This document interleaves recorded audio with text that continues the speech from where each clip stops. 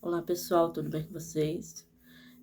Eu sou a professora Aline, eu estou aqui para fazer mais um estágio. Agora eu vou fazer sobre a história das lutas para o ensino médio. E nessa primeira parte a gente vai falar sobre a origem das lutas. Então vamos lá? As lutas estão intimamente ligadas à história da humanidade.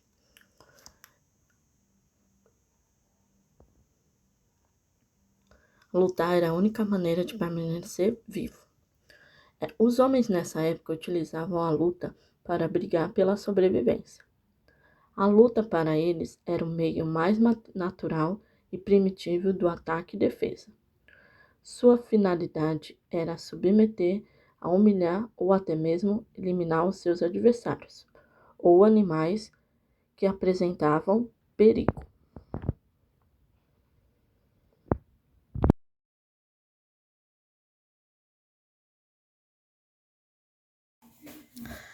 Na Idade Antiga e suas civilizações, muitas das lutas que hoje nós conhecemos têm as suas raízes na Índia e na China, há aproximadamente 5.000 anos atrás. Em 776 a.C., a data mais certa para o início dos Jogos Olímpicos, na Idade Antiga, a Grécia.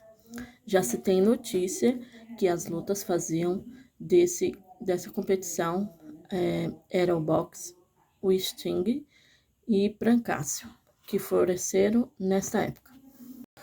Nesse vídeo a gente vê um pouquinho sobre a luta que acontecia nos Jogos Olímpicos. Foi a primeira luta, a que hoje a gente vê como MMA, e nesse vídeo a gente vê como que eram os movimentos que eles faziam. Essa luta era uma mistura de boxe e luta livre.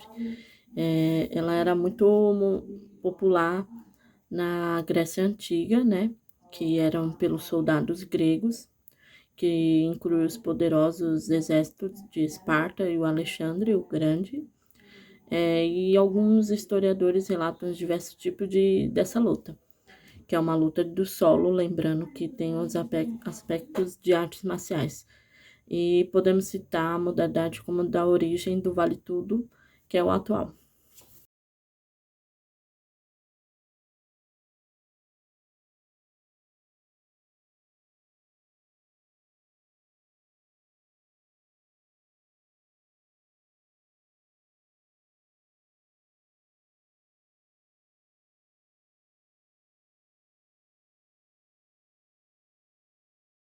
Além do brancácio, a luta livre também era um esporte importante nos festivais gregos. Os gregos reconheciam a luta livre como uma excelente fórmula de desenvolver a destreza física e mental.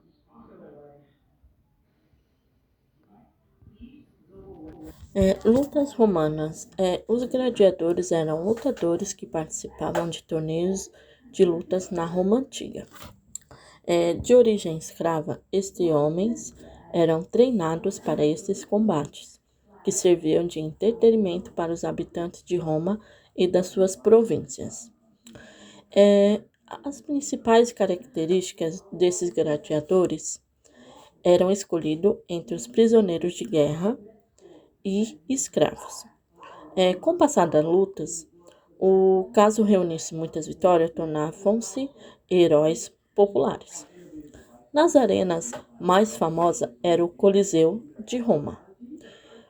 Os lutadores lutavam entre si, utilizavam vários armamentos, como por exemplo espadas, escudos, redes, tridentes e lanças. Participavam também das lutas montados em cavalos ou usando bigas, carros romanos puxados por cavalos. Muitas vezes esses gladiadores eram colocados em arenas para enfrentar feras, como leões, onça e outros animais selvagens.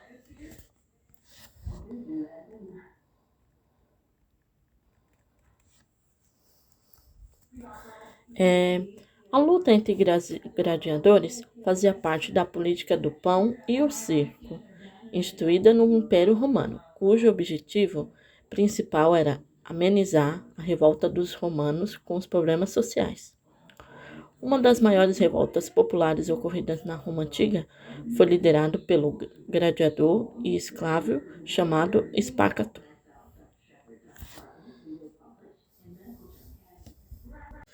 Cláudio era uma espada curta utilizada na antiguidade, que os autores latinos chamavam de essência.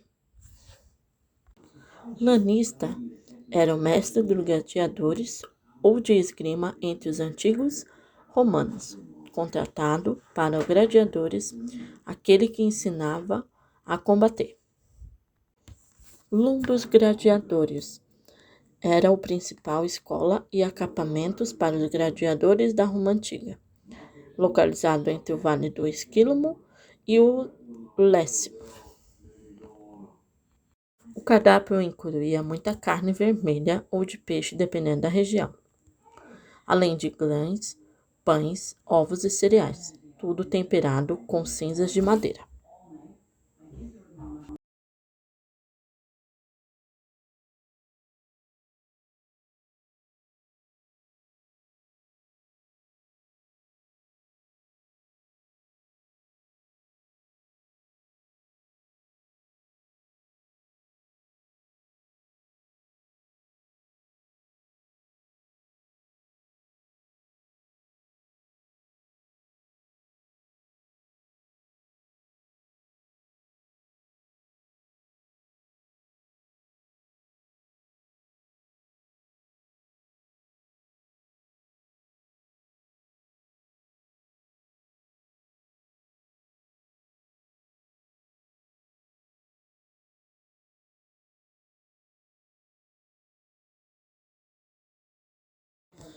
Além de treinadores ou doutores, eram guerreiros aposentados na casa dos 30 anos, especializados em algum estilo.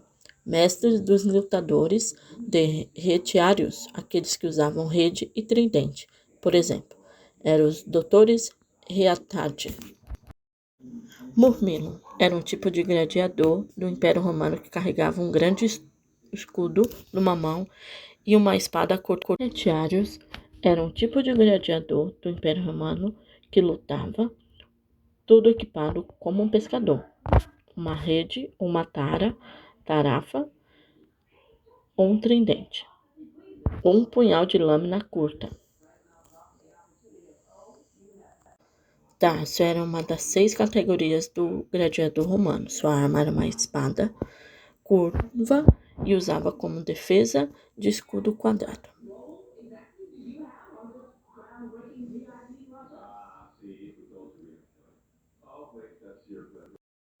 Provocador. Além de que usava uma proteção até a metade da perna, um elmo com visor e sem sina e usava um escudo retangular. Provocadores costumavam lutar com outros gladiadores na mesma categoria.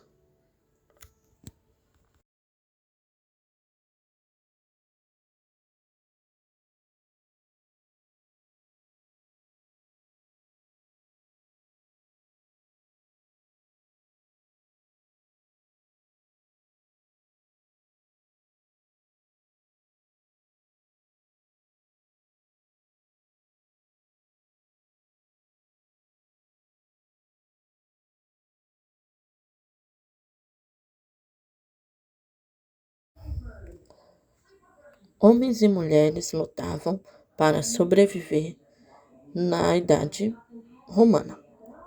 Alguns tinham que lutar com leões e outros animais ferozes.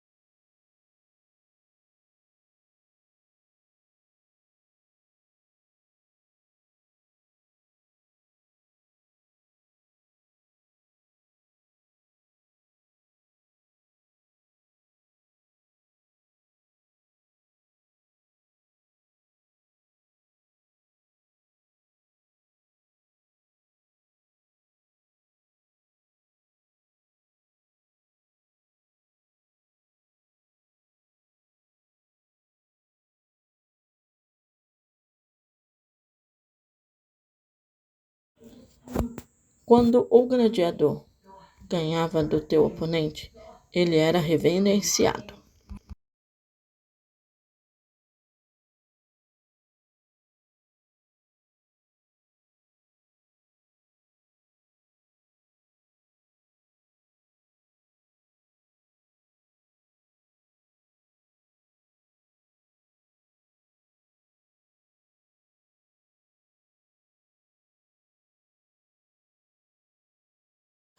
No Coliseu eram realizados diversos espetáculos com vários jogos realizados, entre os gladiadores ou escravos que não eram pagos, mas venciam e recebiam um laurem, prêmio monetário e doações da plateia.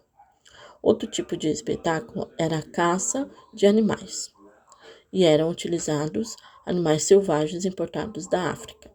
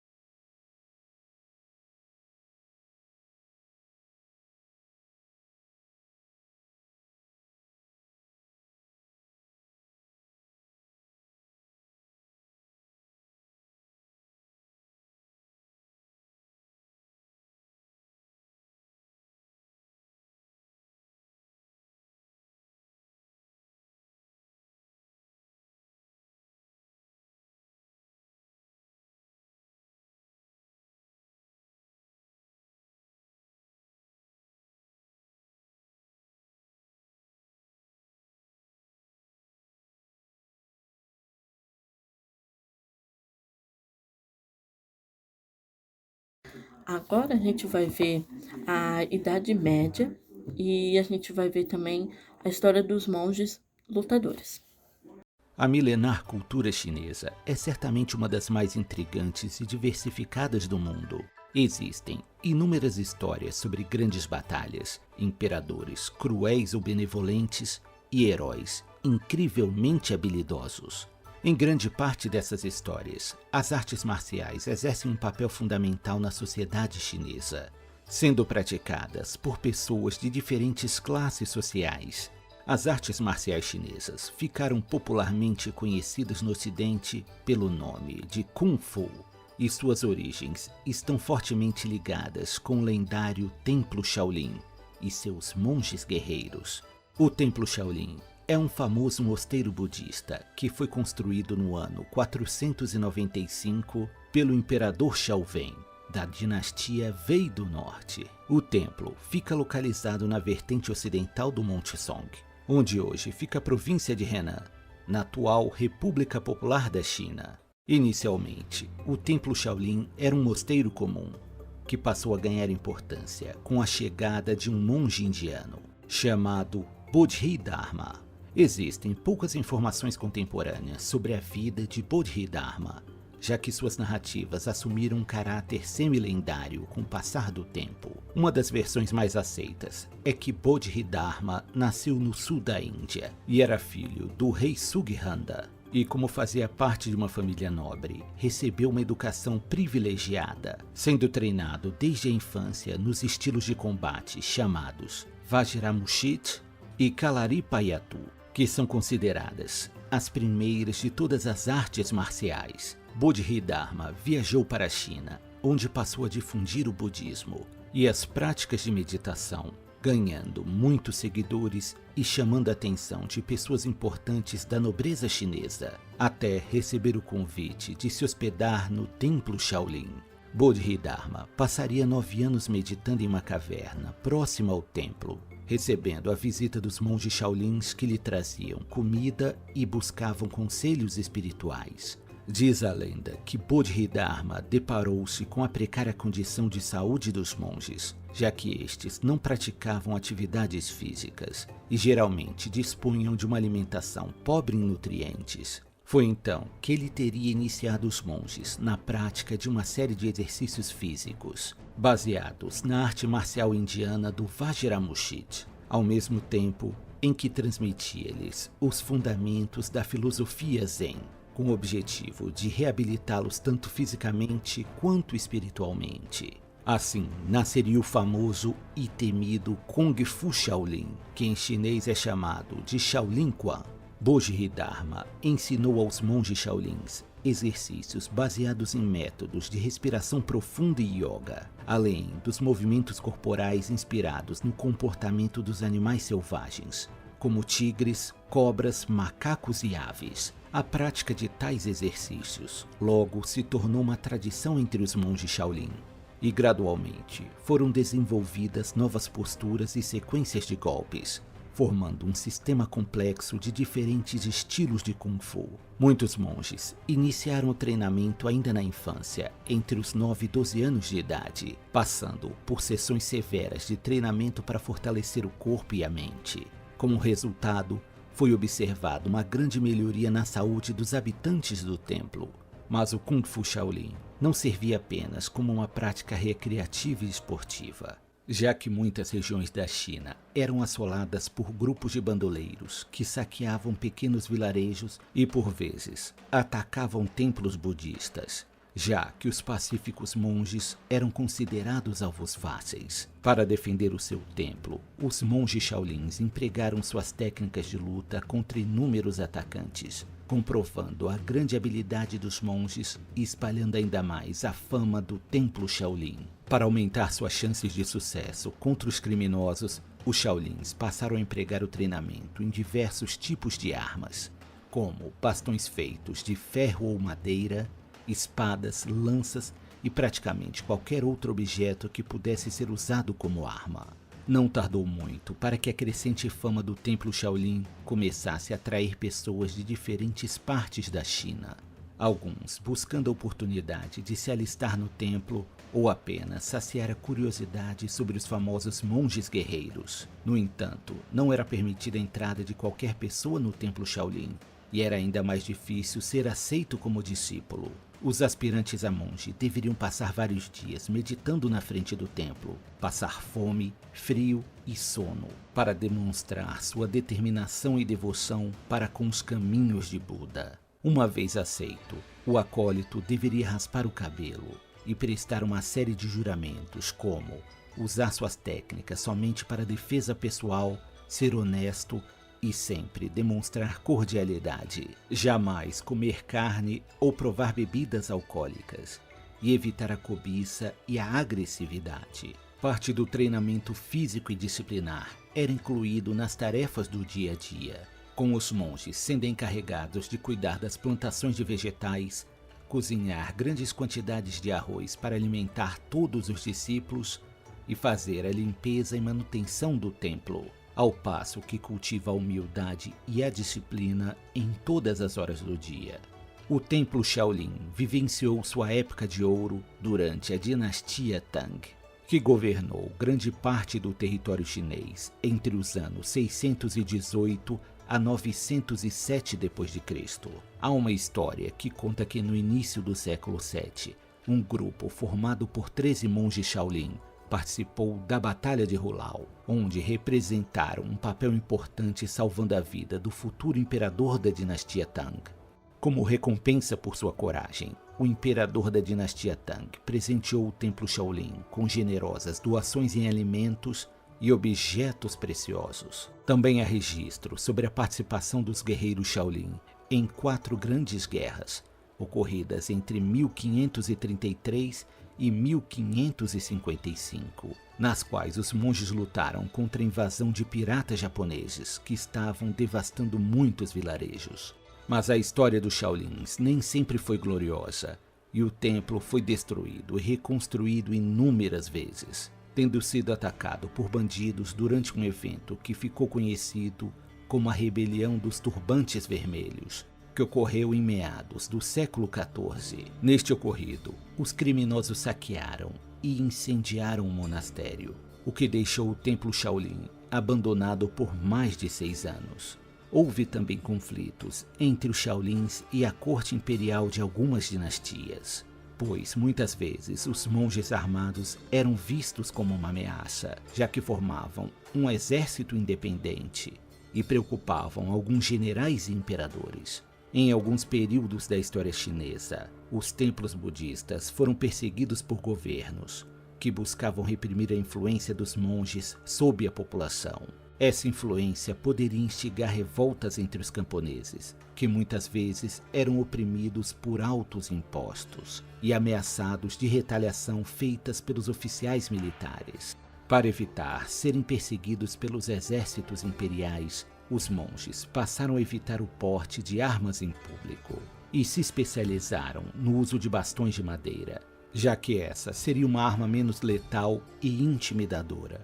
Outro triste episódio na história dos Shaolins aconteceu no ano 1733, quando os Manchus da dinastia Qing iniciaram uma onda de invasões e conquistaram a China. Os Manchus conseguiram subornar um dos monges, que em um ato de traição envenenou a água do templo e causou um grande incêndio, facilitando assim o ataque dos Manchus, que destruíram quase tudo em seu caminho e deixaram poucos sobreviventes. Teria sido durante este período conturbado que o Kung Fu Shaolin foi disseminado em diferentes regiões da China, já que alguns monges sobreviventes ou fugitivos abriram escolas de artes marciais em busca de conseguir uma forma de sustento longe da vida do templo. A influência do Kung Fu Shaolin cresceu com o passar dos anos, chegando a outros países como o Japão, onde suas técnicas de combate serviram como base para a criação de diferentes estilos de luta japoneses, como o estilo de karatê Shorin-ryu, praticado nas ilhas de Okinawa, e o Shorijin Kenpo. O termo Shorin, utilizado na língua japonesa, significa literalmente Shaolin. Até mesmo os governantes de potências estrangeiras reconheciam a importância dos Shaolins, como no caso do famoso imperador mongol Kublai Khan, fundador da dinastia Yuan, que durante seu reinado na China ordenou que todos os templos budistas fossem liderados pelo templo Shaolin. Com o passar do tempo, novos desafios surgiram, e os Shaolins quase foram dizimados durante a Revolução Cultural da China, que ocorreu em 1966, onde muitos monges foram presos e seus preciosos textos sagrados e objetos antigos foram confiscados ou destruídos. Provavelmente, o Templo Shaolin permaneceria em ruínas e fadado ao esquecimento por muitos anos, se não fosse graças a uma produção cinematográfica produzida em 1982, intitulada O Templo Shaolin, estrelada pelo ator Jet Li. Graças ao filme, o templo voltou a receber a atenção da cultura popular e o templo passou a receber novos visitantes. Resilientes e corajosos como sempre, os Shaolins reconstruíram novamente seu templo e no ano de 2010, o Templo Shaolin foi declarado Patrimônio Mundial pela Unesco, como parte dos monumentos históricos de Dengfeng. Mesmo com sua importância histórica, o templo ainda depende de doações para continuar existindo e recebe a ajuda de diversas instituições ao redor do mundo ligadas às artes marciais. Apesar de ser um local dedicado à meditação e ao aprimoramento pessoal, o Templo Shaolin acabou sendo palco de muitas tragédias e derramamento de sangue, algo que certamente vai contra os preceitos do budismo. Nos dias atuais, o Templo Shaolin é visitado por milhares de pessoas vindas de muitos países diferentes, que buscam conhecer mais a história dos lendários monges guerreiros da China.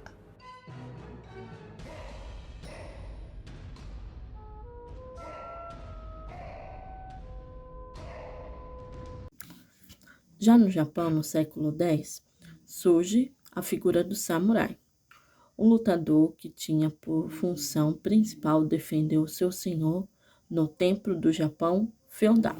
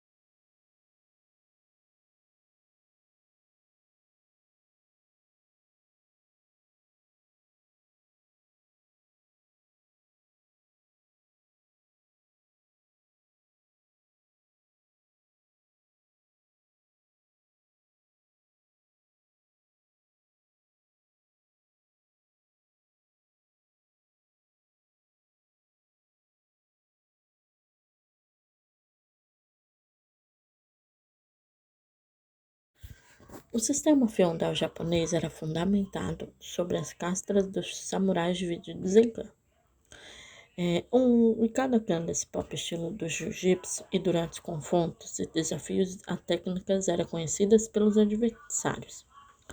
Era crime da traição se um samurai ensinasse as técnicas de um clã para o outro membro do clã.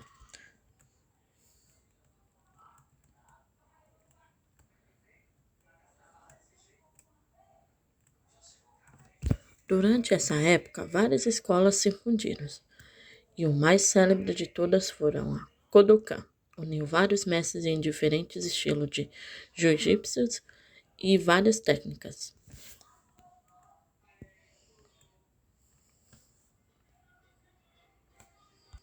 O karatê tem suas origens em mosteiros da China e Índia, e ele chegou ao Japão através desses monges e foi moldado à cultura local.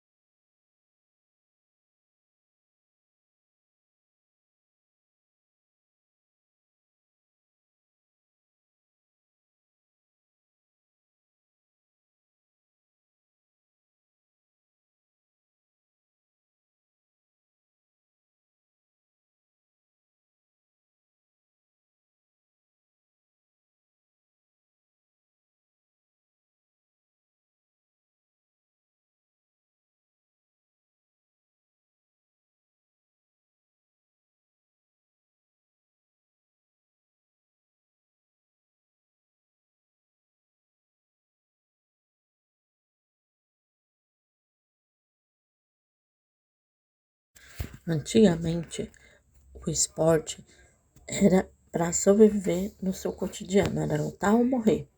E era um contexto de muitos povos ao longo da história, incluindo uma cidade que se chamava Kyukyu, que era a terra natal do karatê.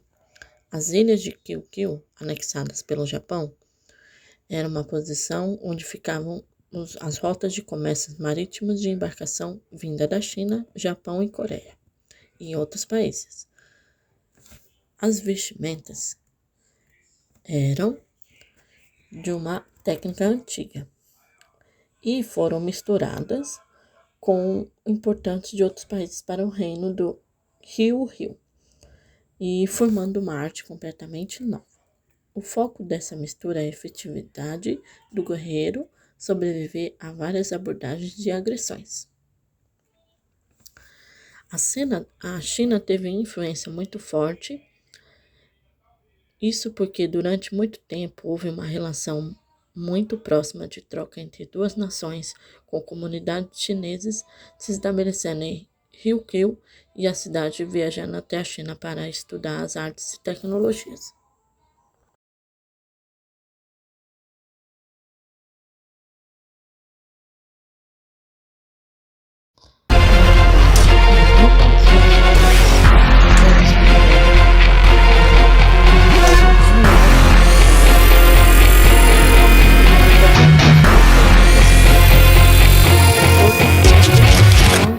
Just let yourself.